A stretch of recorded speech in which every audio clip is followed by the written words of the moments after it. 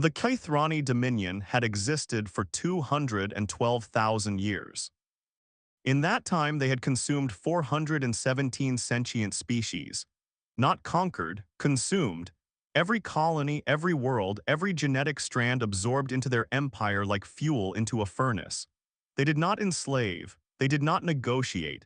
They arrived, they took, and the species they touched ceased to exist as independent entities within a single generation. Their fleet numbered 11 million warships. Not vessels, warships, each one stretching between 9 and 40 kilometers in length, each one crewed by 12,000 Kethrani soldiers born and bred for exactly one purpose. The total military force of the Dominion represented the largest concentrated armada in known galactic history. No other civilization had ever matched even a tenth of their numbers. No other civilization had ever tried.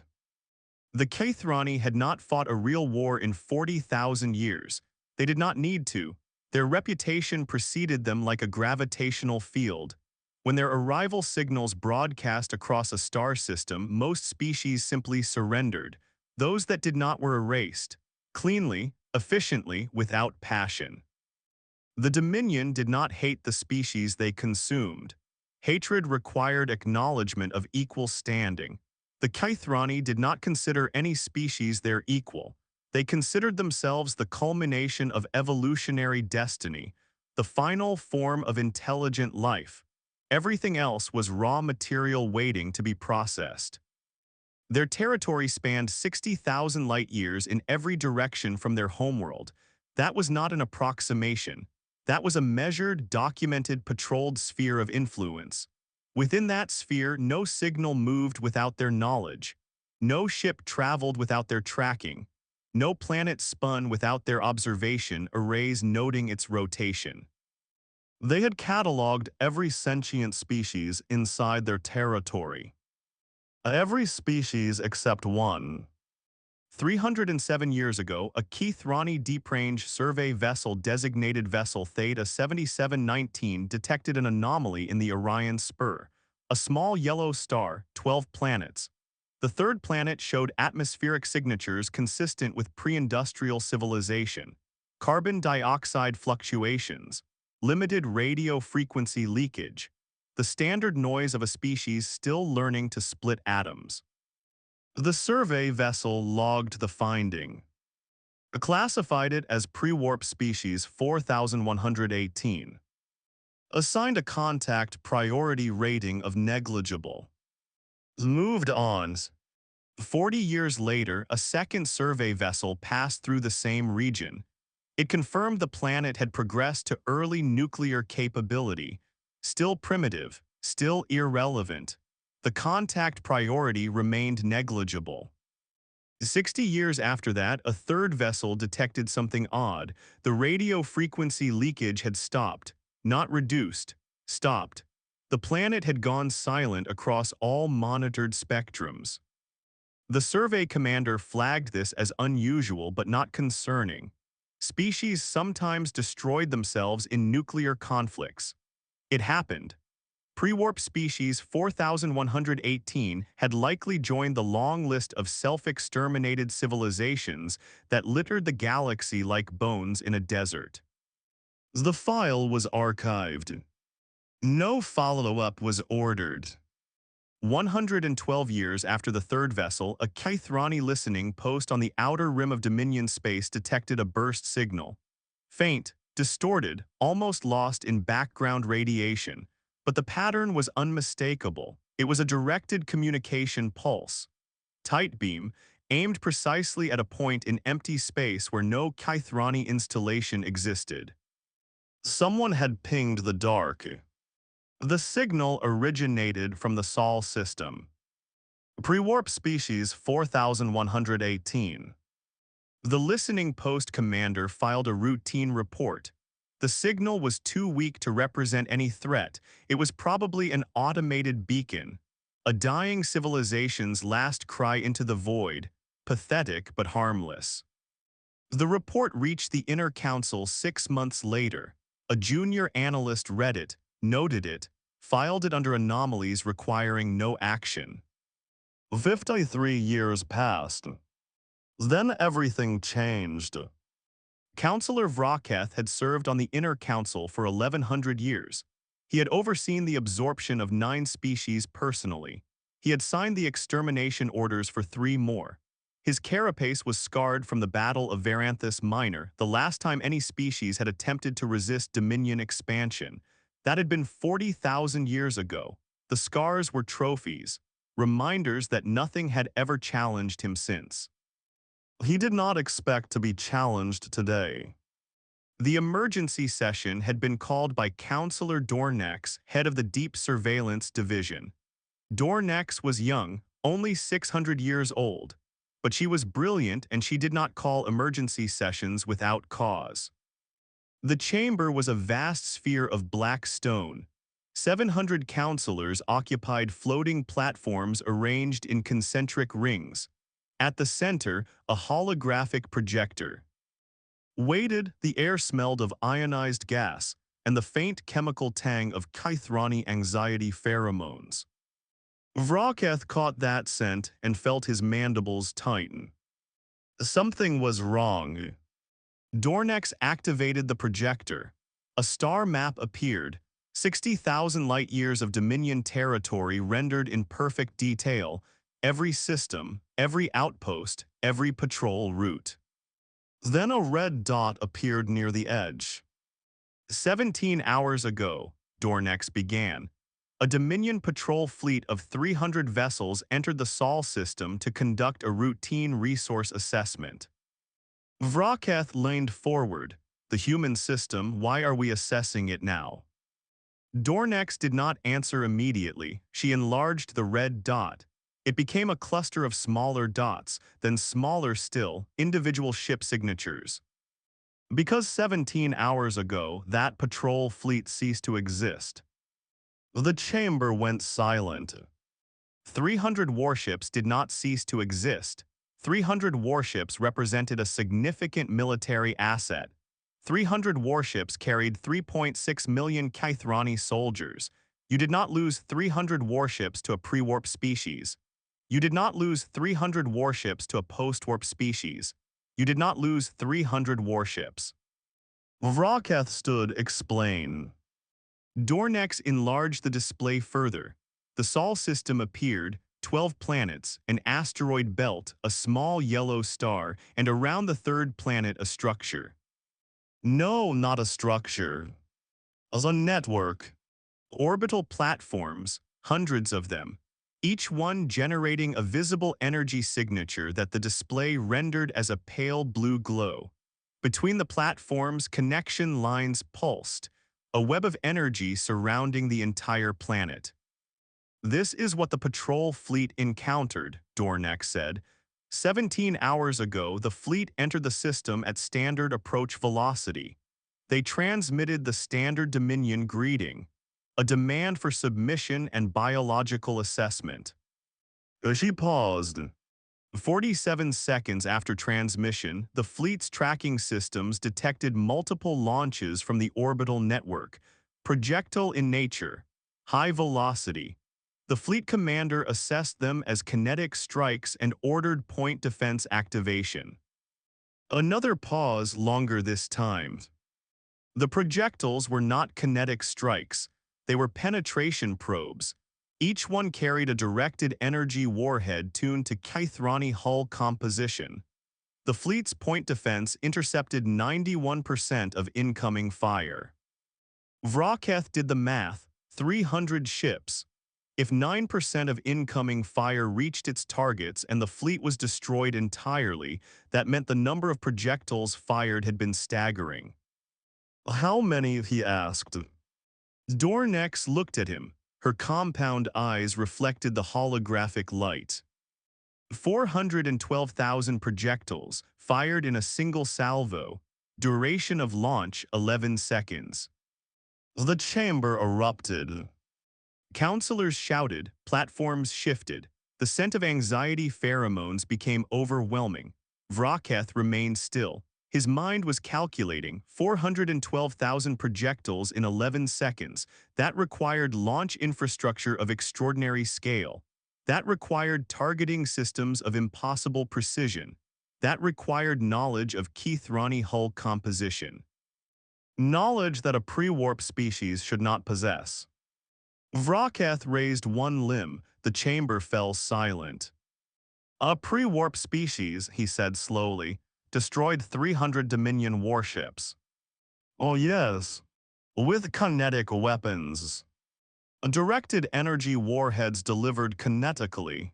Yes. In 11 seconds. Oh yes. Vraketh turned to face the holographic display.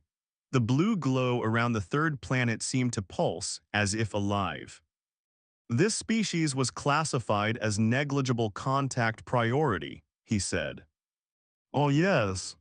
Who made that classification? Dornex pulled up a file. A name appeared, a junior analyst from the Deep Surveillance Division. The name was 112 years old. The analyst was dead. Does not matter, Vraketh said. What matters is our response. Dornex closed the file. I recommend a full assessment fleet, 2,000 vessels, equipped for extended combat operations. We need to determine the full extent of their capabilities before committing to a consumption protocol. Vraketh nodded. 2,000 vessels was a reasonable response, overwhelming against any species the Dominion had ever encountered.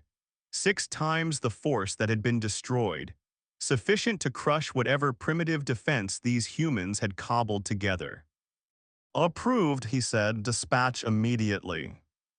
Dornex hesitated. Vraketh noticed.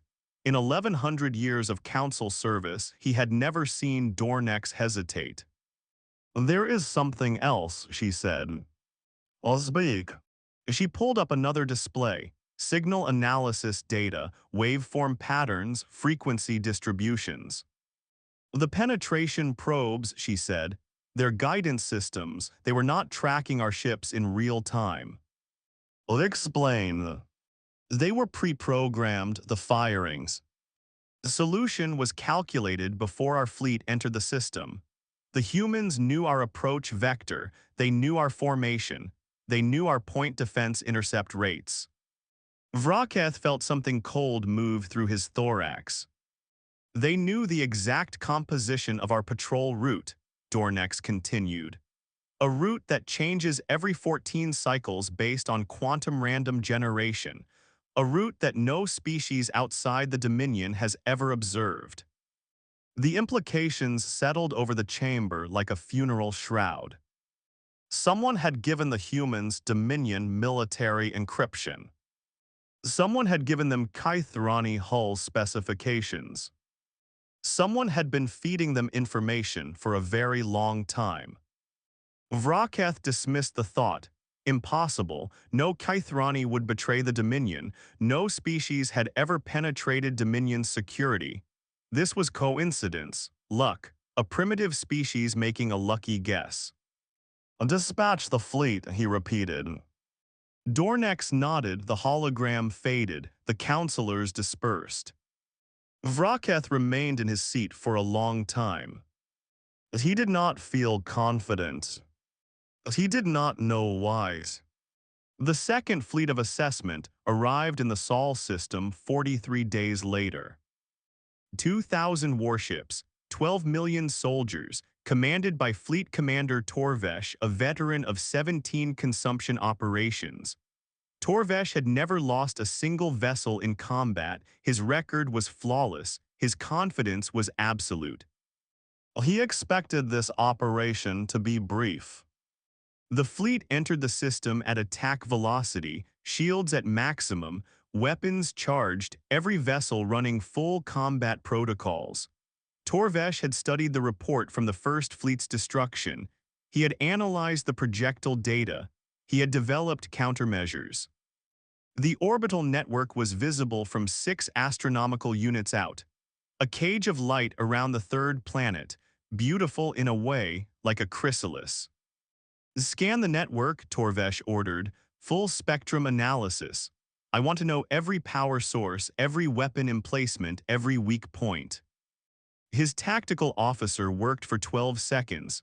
Commander, the network contains 14,000 individual platforms. Each platform carries approximately 40 weapon emplacements. Total firepower estimate is. The tactical officer stopped. Continue, Torvesh said. Commander, the firepower estimate exceeds our capacity to model. The number is too large. Torvesh felt his mandibles click. Give me an approximation. Roughly 800 times the firepower that destroyed the First Fleet. The bridge went quiet. 800 times. That was not a defense network, that was a siege engine. That was infrastructure designed to kill fleets, not ships. Maintain course, Torvesh said. We have 2,000 vessels. That network was built to stop an invasion force. We are not invading, we are assessing. Long-range scans only, do not enter weapon range. The fleet held position at 6 astronomical units. Scanning, recording, analyzing. For 3 hours, nothing happened. The humans did not fire, they did not signal, they did not respond to Dominion hails. The orbital network sat there, glowing blue, silent as a tomb. Torvesh began to relax. Perhaps the network was defensive only. Perhaps the humans were too frightened to engage. Perhaps this would be a simple intelligence-gathering operation after all. Then his long-range sensors detected movement. Not from the planet, but from the asteroid belt. Commander, the tactical officer said, his voice had changed, tighter, higher. I am detecting launches from the asteroid belt, multiple vectors, not projectiles, ships. Torvesh stared at the display. The asteroid belt between the 4th and 5th planets was coming alive. Thousands of contacts, tens of thousands, each one moving with purpose, with coordination, with speed that no pre-warp species should possess. How many? Torvesh asked. The tactical officer's hands moved across his console. The numbers climbed. 5,000, 10,000, 20,000, 50,000. The count kept rising. Commander, I am detecting. The tactical officer stopped. He turned to face Torvesh. His compound eyes were wide. How many? Torvesh repeated. 117,000 ships, exiting the asteroid belt, forming attack configuration. Torvesh did not move. His mind processed the number. 117,000 ships against his 2,000, a ratio of 58-1. That was not a defense force, that was a navy. The species classification, he said quietly. Unknown design, unknown origin, no match in any Dominion database. The tactical officer paused. Commander, these ships are not primitive. They are running stealth systems that almost defeated our sensors. Their acceleration profiles suggest drive technology at least comparable to Dominion standard. Their formation suggests centralized tactical coordination across the entire fleet. Torvesh watched the display. The human ships were not charging, they were not fleeing. They were positioning, with the patience and precision of a predator setting an ambush. They had known the Dominion fleet was coming. They had been waiting. Signal the inner council, Torvesh said. Inform them that pre-warp species 4118 possesses a fleet of over 100,000 military vessels with technology comparable to our own. Request immediate reinforcement, minimum 50,000 warships. The communications officer transmitted the message. Light speed delay to the nearest relay point would be 47 minutes. Reinforcement travel time would be weeks. Torvesh did not have weeks. Order the fleet to withdraw to 10 astronomical units. Maintain scanning, do not engage. The fleet began to move. The human fleet matched their movement perfectly. Every Dominion course correction was mirrored within seconds. The humans were not chasing, they were herding. Commander, the tactical officer said, the human fleet is positioning to cut off our withdrawal vector. They are. Well, he stopped again. They are what? Torvesh demanded. They are projecting an energy field between us and the system's edge. A containment field. They are not trying to destroy us, Commander. They are trying to trap us. Torvesh felt something he had not felt in 40,000 years. A fear. Not of death. Kethrani did not fear death. Fear of being outmatched. Fear of being outthought. Fear of facing an enemy that had planned farther ahead than he had. Break formation, he ordered.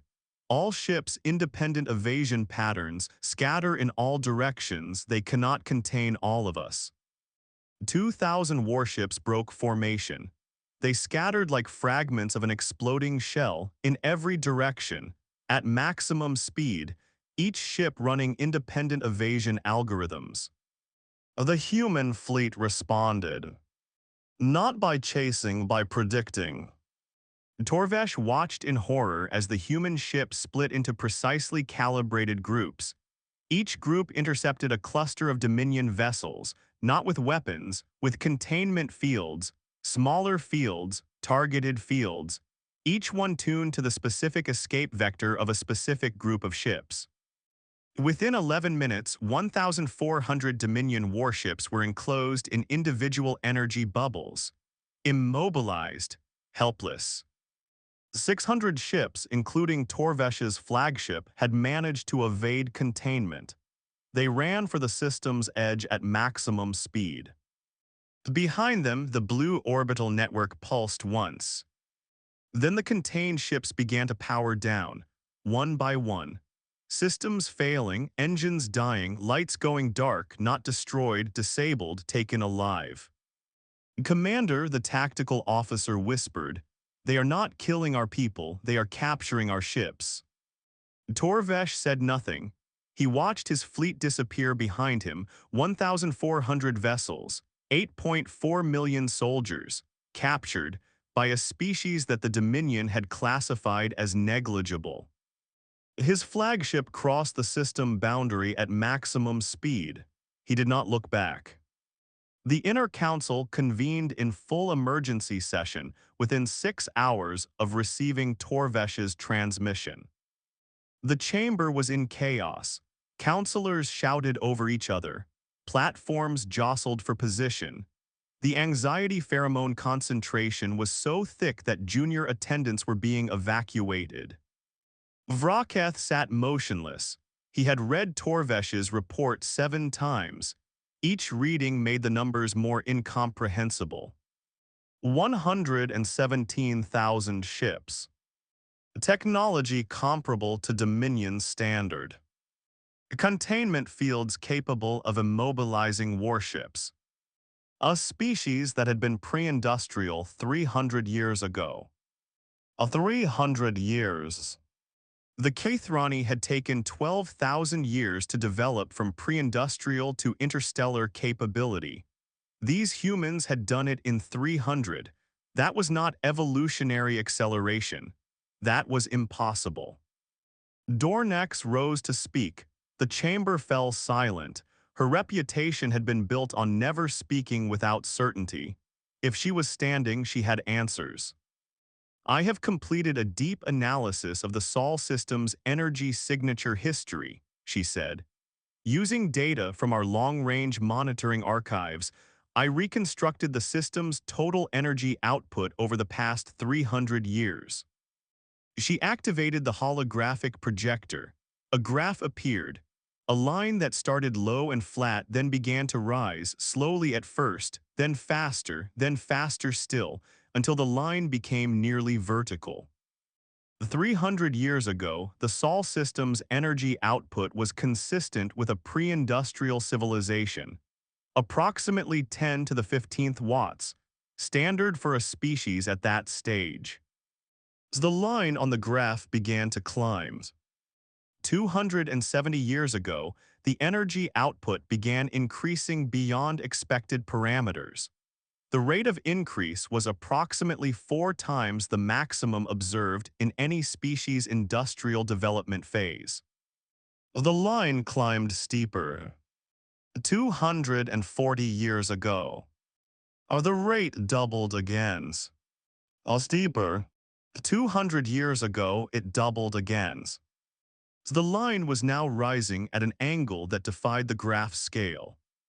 150 years ago, the Sol system's energy output exceeded that of any single Dominion colony world. Silence in the chamber. 100 years ago, it exceeded the combined output of the 12 largest Dominion industrial systems. No one moved. 50 years ago, the Sol system's energy output became the highest of any single star system in known space. Dornex paused. Today, the Sol system's energy output is approximately 40% of the total energy output of the entire Kethrani Dominion. Vraketh felt the chamber tilt, not physically, but something in his perception shifted. A framework that had held firm for 200,000 years cracked. A single star system, producing 40% of the Dominion's total energy. The Dominion, 60,000 light-years of territory, 11 million warships, 417 consumed species, and one human star system was matching almost half of that output. How, a counselor said, the word hung in the air like a question and a prayer. Dornex pulled up another display. Schematics, construction diagrams, energy flow charts. I do not have complete data, she said, but based on spectral analysis and gravitational measurements, I believe the humans have constructed something unprecedented. Around their star, at approximately 0.1 astronomical units, they have built a structure. The schematics rotated, a sphere partially complete, but massive, staggeringly massive. A Dyson Swarm, Dornex said, not a full sphere, approximately 63% complete, but even at 63% the energy capture is. She let the number speak for itself. 10 to the 26 watts. The total energy output of a yellow dwarf star, partially harnessed by a species that had been splitting atoms 3 centuries ago. Vraketh stood, his legs felt strange, unsteady. You are telling me, he said, that in 300 years this species built a partial Dyson sphere. Oh yes. That is not possible. The engineering requirements alone would take. I know what it would take, Dornex interrupted. By any known model of technological development, it would take a minimum of 5,000 years for a species to reach that capability.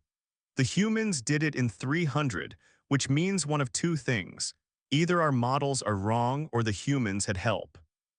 The chamber went silent again. Help from whom? Vraketh asked.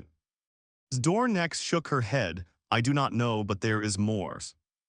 She pulled up another file, signal intercepts, thousands of them, ordered by date. Over the past 112 years, our listening posts have detected 147 directed communication pulses originating from the Sol system. Each one was aimed at a point in empty space. We assumed they were random, background noise from a dying civilization. She highlighted the destination points on the star map. They were not random. I plotted the destinations.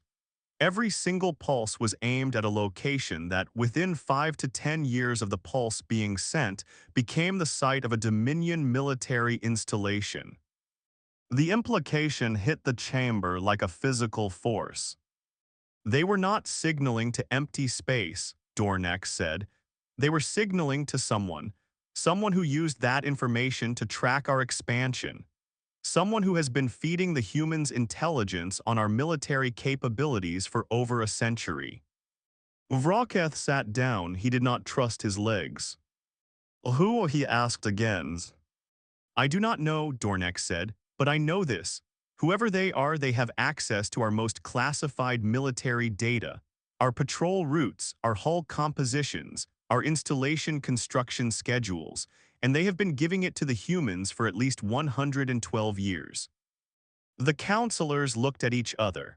For the first time in 200,000 years, the Kethrani Dominion was not the most informed species in the room.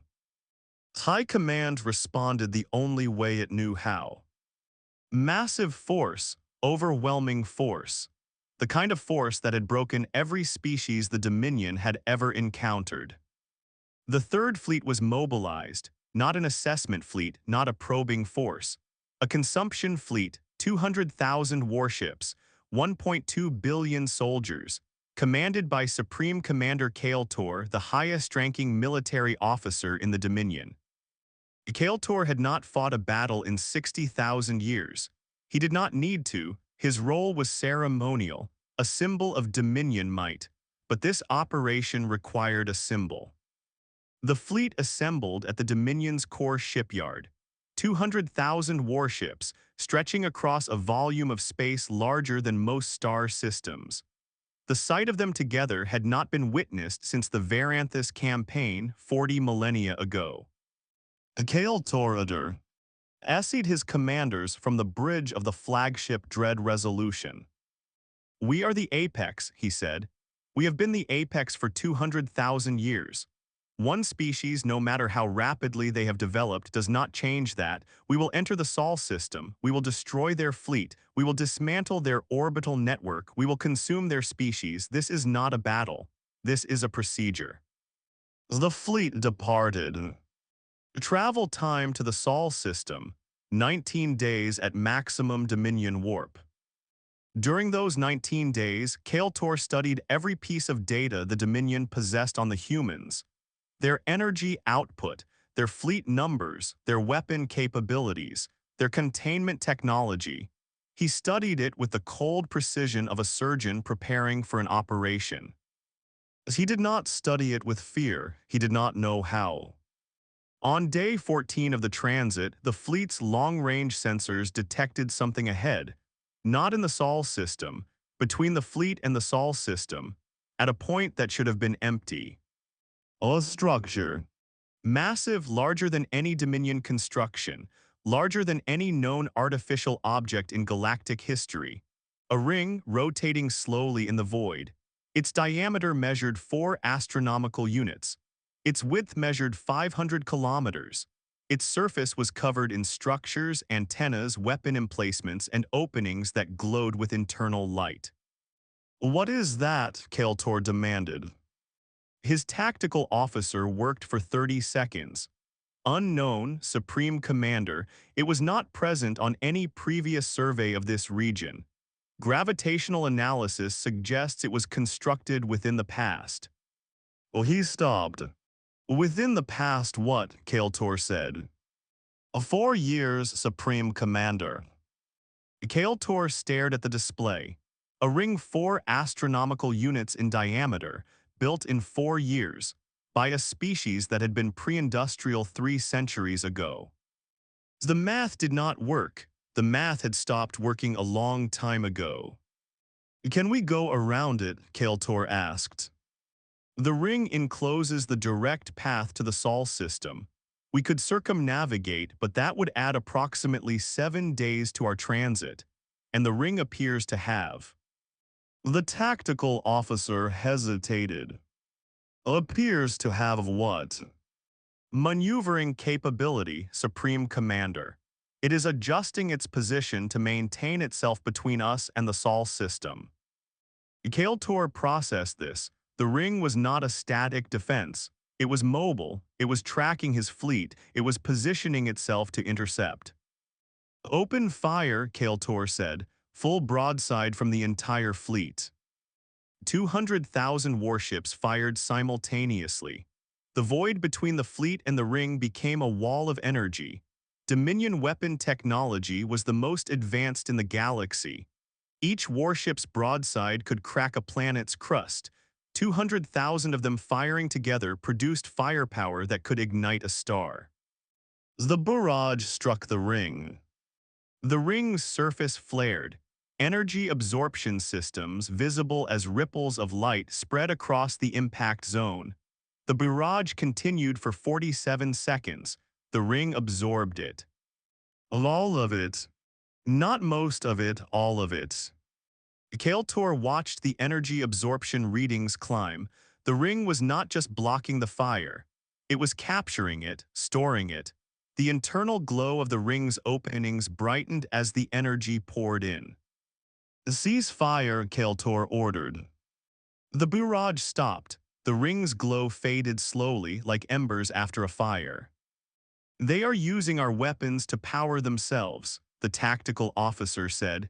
His voice was barely audible. Kael'tor understood. The ring was not just a defensive structure. It was an energy harvesting system, designed specifically to capture and repurpose Dominion weapon fire. They had built a weapon that turned the Dominion's strength into fuel. "How long to circumnavigate?" Kael'tor asked. 7 days, Supreme Commander, but..." "But what?" "The ring is transmitting directed signal, tight beam aimed at the Sol system." Kael'tor felt something cold settle in his chest. "They are telling the humans we are coming." "Oh yes, Supreme Commander." Kael'tor looked at the ring. It hung there in the void, 4 astronomical units across, built in 4 years, impervious to the combined firepower of 200,000 warships, and it was acting as a messenger. A sentinel. The humans had built a sentinel to watch for the Dominion's approach and warn them. That meant they had been planning for this exact scenario. Kael'tor gave the order to circumnavigate, 7 additional days of travel, 7 days for the humans to prepare. He spent those 7 days in his quarters staring at the wall, trying to understand how a species could move this fast, not just technologically, strategically. They had predicted the Dominion's response. They had built the exact countermeasures needed. They had positioned defenses at the right places. They had done all of it in secret under the Dominion's nose for what must have been. Then decades. This was not a species reacting to a threat. This was a species executing a plan. The Third Fleet arrived at the Sol system on day 26.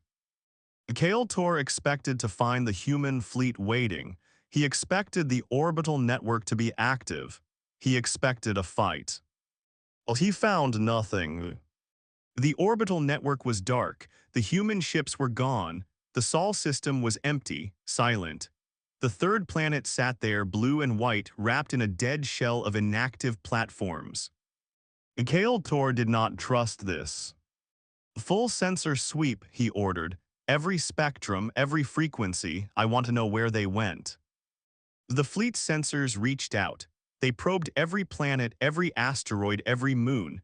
They found life on the third planet, billions of life signs. The humans were still there, but their fleet was gone. Their network was offline. "The Supreme Commander," the tactical officer said, "I am detecting residual energy signatures.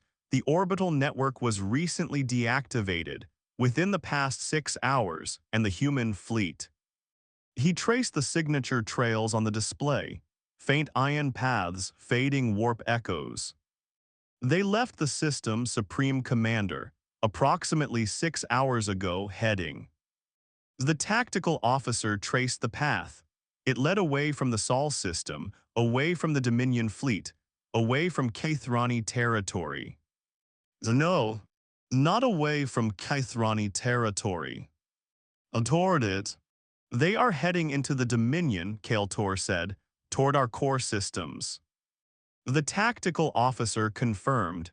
The fleet split into multiple groups, at least 12 separate vectors, each one aimed at a different Dominion sector. Kael'tor pulled up the star map. 12 vectors, 12 invasion routes, each one leading to a different cluster of Dominion worlds. The humans had not stayed to defend their system. They had left. They had gone on the offensive. "Where are they going specifically?" Kael'tor asked. The tactical officer plotted the projected destinations. Kael'tor felt his thorax constrict. The first group was heading toward the Varanthus shipyards, the largest warship construction facility in the Dominion, the source of every vessel in the Third Fleet. The second group was heading toward the Kethrani homeworld. The remaining 10 groups were heading toward the 10 largest Dominion military installations in the Empire. They know where our infrastructure is, Kael'Tor said. They know where our shipyards are. They know where our homeworld is. He understood now. The 112 years of signal pulses, the intercepted data, the intelligence that had been fed to the humans, it had not just been military data, it had been strategic data, infrastructure locations, supply chain routes, command hierarchy. The humans had not just been preparing to defend themselves. They had been preparing to dismantle the Dominion. All ships, Kael'Tor ordered, pursue the group heading for the homeworld, maximum speed. We must intercept before they reach Kethrani Prime. The Third Fleet turned. 200,000 warships accelerated toward the homeworld. The pursuit would take 11 days at maximum warp. On day 3 of the pursuit, Kael'Tor received a transmission. Not from the Inner Council, not from High Command, or from the human fleet.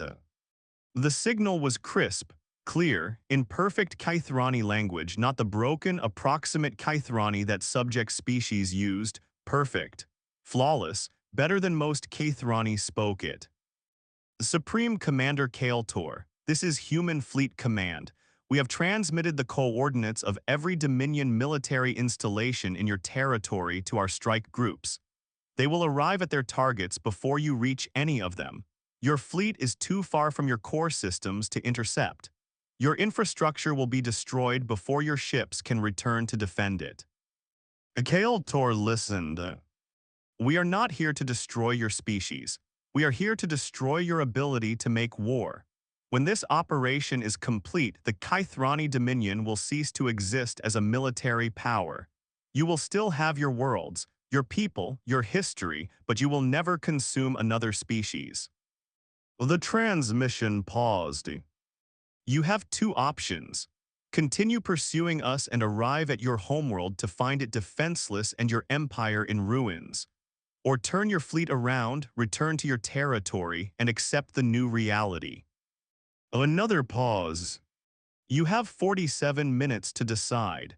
That is the time remaining before our first strike group reaches the Varanthus shipyards. The transmission ended. Kael'Tor sat in the command chair of the Dread Resolution. Around him, 200,000 warships streaked through the void, the most powerful fleet the Dominion had assembled in 40,000 years, and it was useless, chasing a ghost while the real attack hit everywhere else.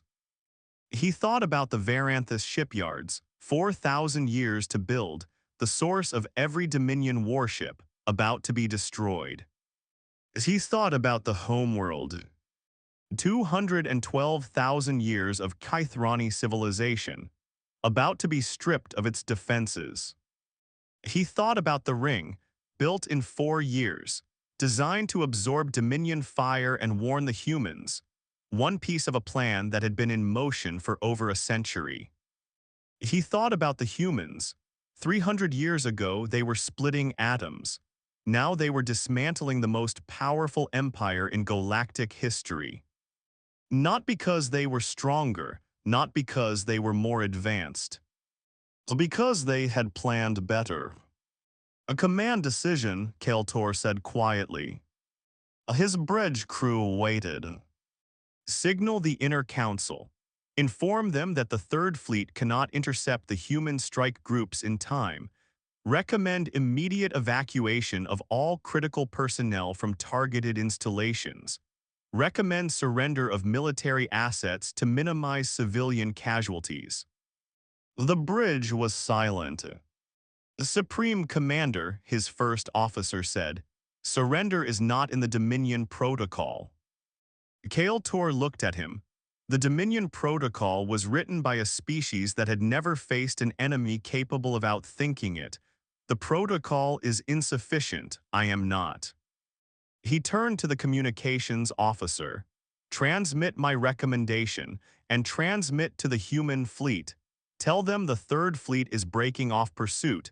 Tell them the Dominion will accept terms. The communications officer hesitated, then he transmitted.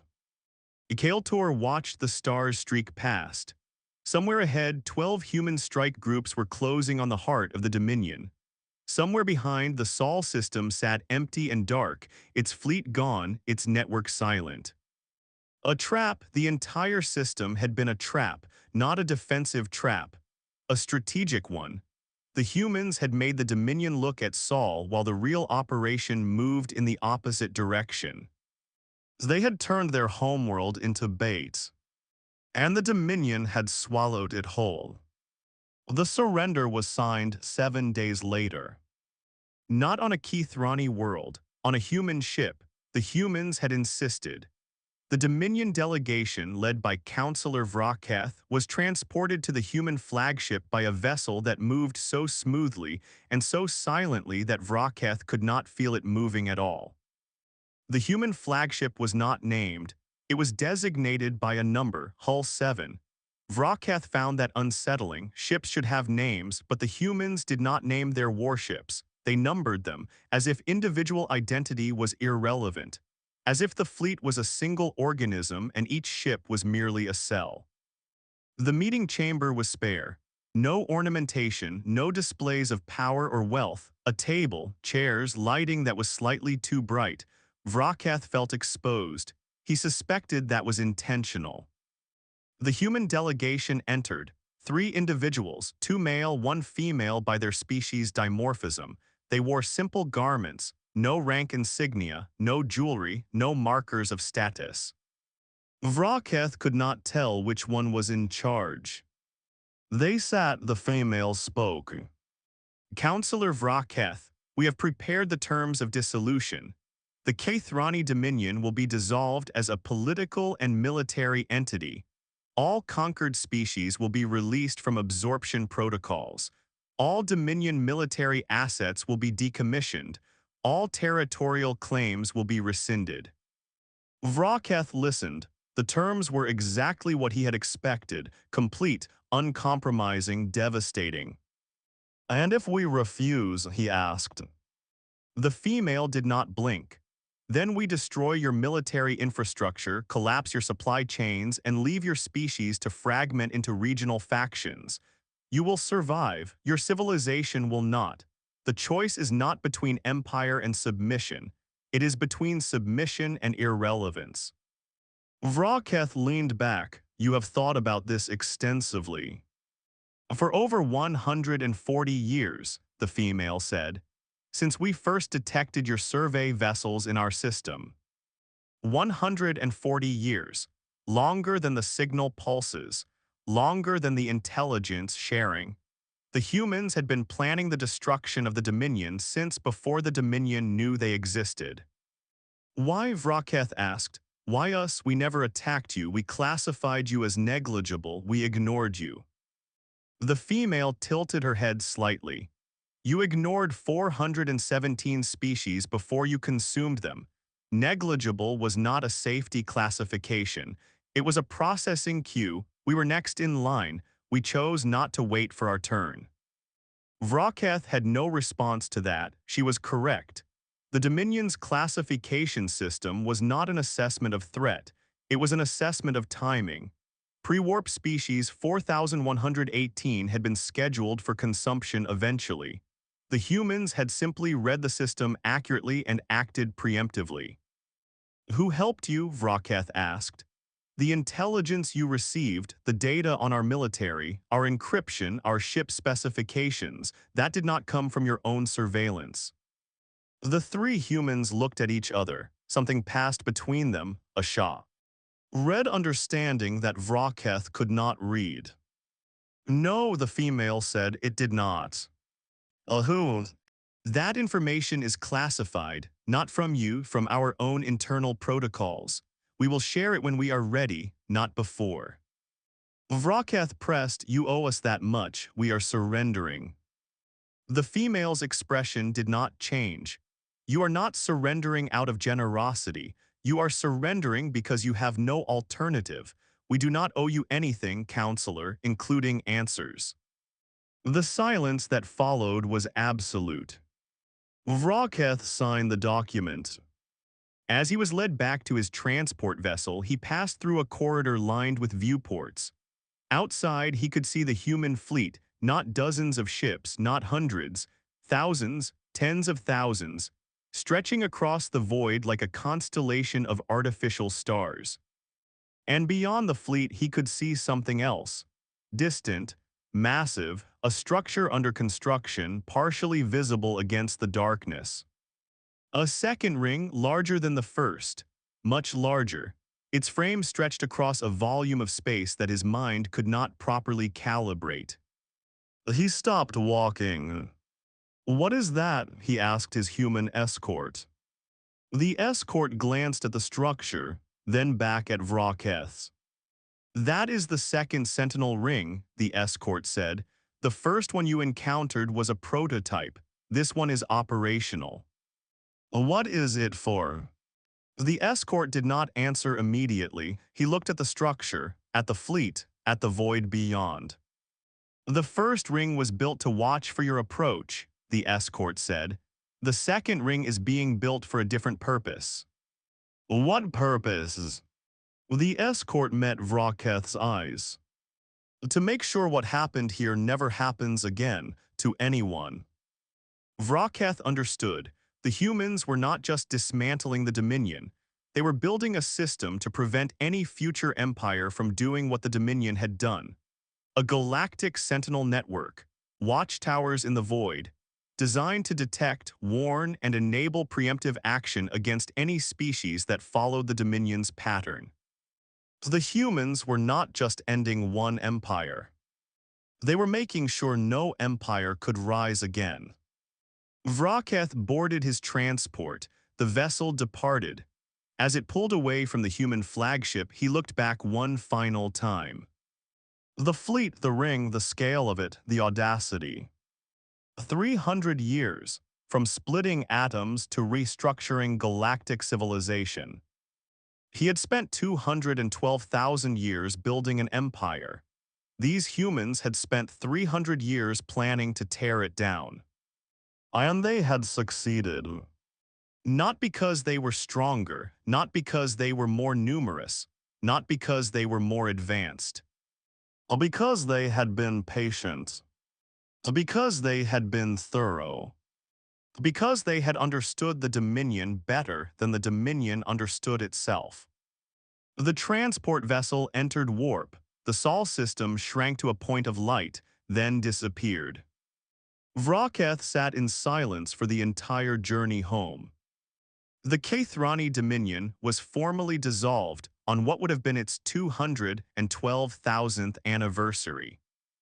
417 absorbed species were released from integration protocols. Some recovered, some did not. The damage of consumption was not always reversible, but they were free to rebuild, free to remember, free to name themselves again. The human Sentinel Rings multiplied. 1 became 4, 4 became 16. 16 became a network that spanned the former Dominion's territory. They watched, they listened, they waited, not for the Dominion. The Dominion was gone. They waited for the next empire, the next species that believed itself destined to consume all others. The humans did not conquer. They did not occupy. They did not demand tribute or submission or allegiance. They simply watched. And the galaxy, for the first time in 200,000 years, was quiet. Not the quiet of fear. The quiet of something watching. In the years that followed, historians across 100 newly freed species would argue about the humans. Were they saviors? Were they conquerors in disguise? Were they simply the next empire wearing a different mask? None of them knew the answers. None of them knew about the signals, the pulses that had been sent from Sol to empty space for over a century, the intelligence that had flowed back, the unnamed source that had given the humans everything they needed to dismantle a 200,000-year empire.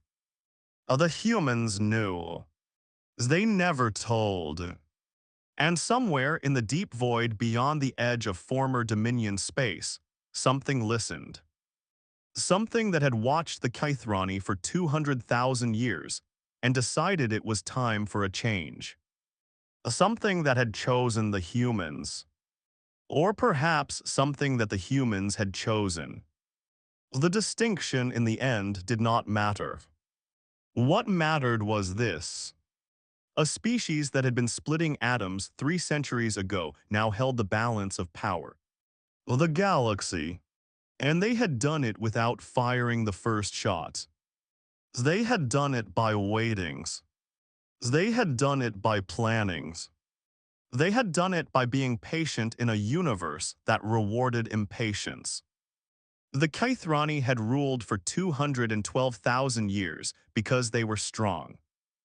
The humans had unseated them in 300 years because they were something else entirely.